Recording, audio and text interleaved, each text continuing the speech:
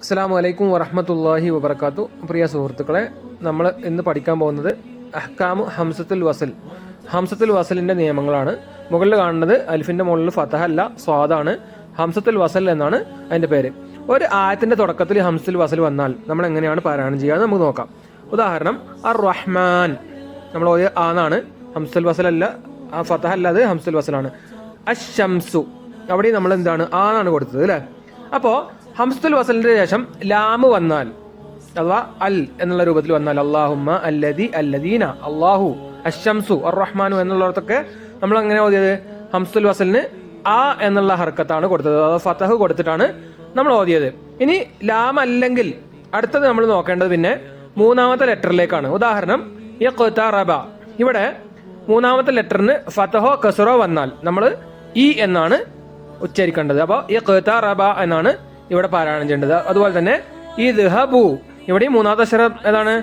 ഹ എന്നുള്ള അക്ഷരത്തിന് ഫതഹ ആണ്, അതുകൊണ്ട് തന്നെ നമ്മൾ ഓതിയത് ഇദ്ഹബു എന്നാണ്. അപ്പൊ ഇവിടെ നമ്മൾ നോക്കേണ്ടത് മൂന്നാമത്തെ അക്ഷരം അല്ലെ. മൂന്നാമത്തെ അക്ഷരത്തിന് ഹാന് ഫതഹ ആണ്. ഫതഹും കസറും വന്നാൽ നമ്മൾ എന്താ ഓതുക? ഇ എന്നാണ് ഓതുക. ഇദ്ഹബു എന്നാണ് ഇവിടെ പാരായണം ചെയ്യേണ്ടത്. അപ്പോൾ വളരെയധികം ശ്രദ്ധിക്കുക. ഫതഹും കസറും വന്നാൽ നമ്മൾ കൊടുക്കുക എന്താണ്? കസർ തന്നെയാണ്. ഇനി മൂന്നാമത്തെ അക്ഷരത്തിന് ലം. ഉദാഹരണം ഉത്ലു. ഉത്ലു, ഇവിടെ മൂന്നാമത്തെ അക്ഷരം ലാമാണ്, ലാമിന് ലമ്മാണ്, അതുകൊണ്ട് തന്നെ ഹംസത്തുൽ വസലിന് നമ്മൾ എന്ത് കൊടുത്തു? ലാമിന് ലമ്മ് കൊടുത്തു. അപ്പോൾ ഉത്ലു എന്നാണ് അവിടെ പാരായണം ചെയ്യുക. മറ്റൊരു ഉദാഹരണം നോക്കുകയാണെങ്കിൽ ഉർക്കുൽ. ഉർക്കുൽ, ഇവിടെയും മൂന്നാമത്തെ അക്ഷരം കാഫാണ്, കാഫിന് ലമ്മാണ്, അതുകൊണ്ട് തന്നെ നമ്മൾ എന്ത് ചെയ്തു?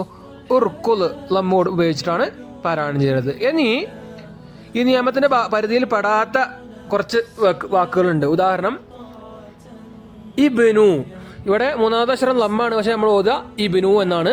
അതുപോലെ തന്നെ ഇംഷു, ഇഖ്ദു, ഈതൂനി, ഈതു. അപ്പോൾ ഇത്തരത്തിലുള്ള വിജ്ഞാനപ്രദമായ അറിവുകൾ കിട്ടാൻ നമ്മുടെ ഈ പേജ് എല്ലാവരും ഫോളോ ചെയ്യുക. നിങ്ങളുടെ സുഹൃത്തുക്കളിലേക്ക് ഈ വിജ്ഞാനം ഷെയർ ചെയ്യുകയും ചെയ്യുക.